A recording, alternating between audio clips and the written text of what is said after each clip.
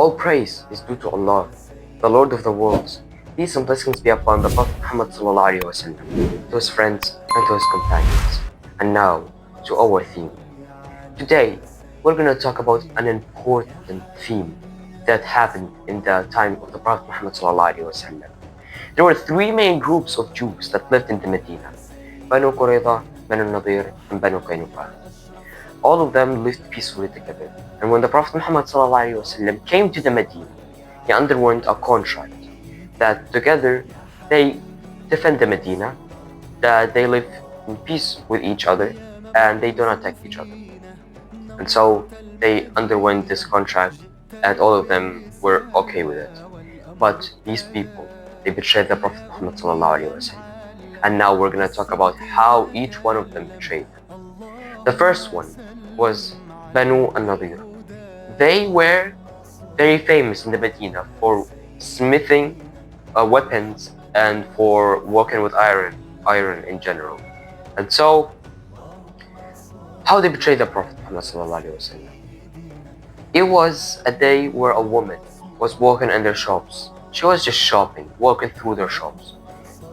And one of the men who was from Banu Nadir thought it's very funny if he takes her clothes and puts it on her head by showing parts that should not be seen of a woman in Islam.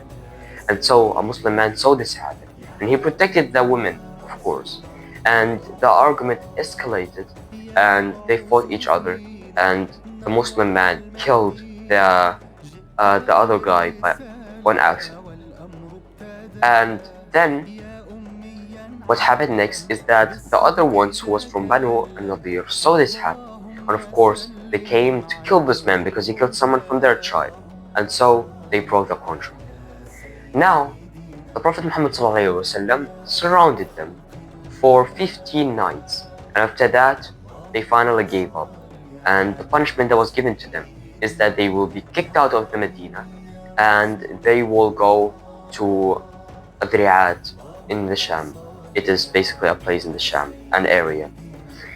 The next ones who betrayed the Prophet Muhammad ﷺ was Banu Qaynuqa. They betrayed the Prophet Muhammad ﷺ when they thought he expected it. He did not expect it. And so their betrayal was that in the places where they sit, around the places where they sit, there are walls. They're massive and tall. And on top of one of the walls, they wanted to drop a rock on the head of the Prophet Muhammad ﷺ by smashing him to death.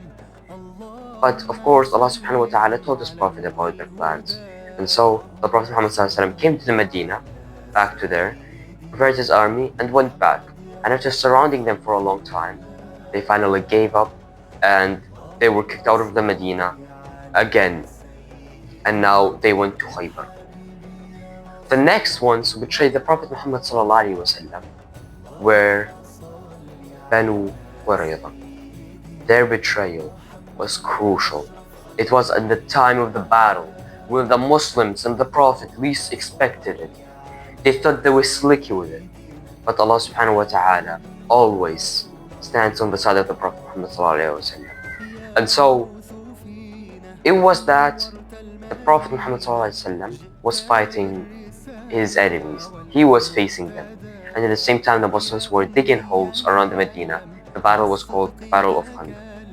And while they were very in the time of the hardest, Banu Qurayza thought they were slick if they attacked the Prophet Muhammad ﷺ from behind. And their plan was to send a spy into one of the castles of the Prophet and the Muslims, in which were the women and the children of the Muslims and the ones who could not fight. And so they sent a spy, and he entered the castle. Now, there were two main people in the castle, Safiya bint Abdul Muttalib and Hassan ibn Thabit.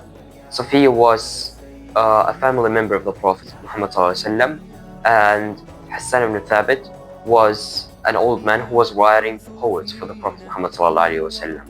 And so, when Safiya saw that there was someone who was sneaking in, trying to take confirmation and information from the castle, she said to Hassan that he should go down and fight this guy, because if they don't, he's just gonna go back and come with an army that is gonna attack them, and kill them all.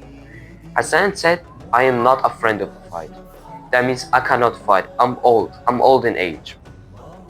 And so she took it in her own hands. She took a pipe or something hard, a wooden stick, something like that. And then she went out and she tried to sneak on the man. And then she hit him on the head.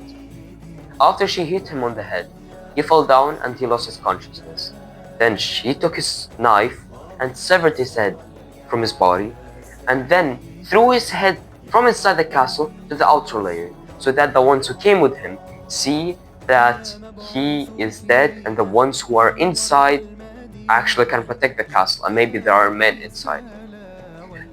And by this, she was one of the heroes of the battle. She was someone who turned the tables on the non-believers. And by that, Allah subhanahu wa ta'ala sent a very cold wind on the enemies like Quraysh and the other tribes that came with them to attack the Muslims.